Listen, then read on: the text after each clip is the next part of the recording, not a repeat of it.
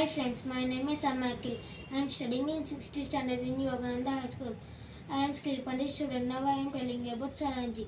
Solar power is energy from the sun that converted into thermal or electricity energy. Solar energy is the cleanest and most advanced renewable energy source available, and the US has one of the richest resources in the world.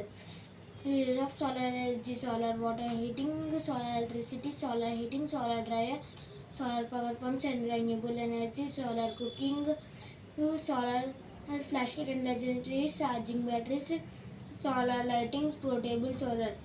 Now I am interested to telling about the solar panels. Solar panels primarily convert into thermal or electricity energy, which can then be used for a wide range of applications. These applications include powering homes, businesses, and even spacecraft, as well as heating water and electricity in remote locations.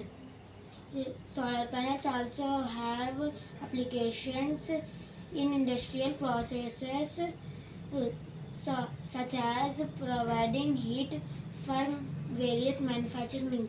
Thank you.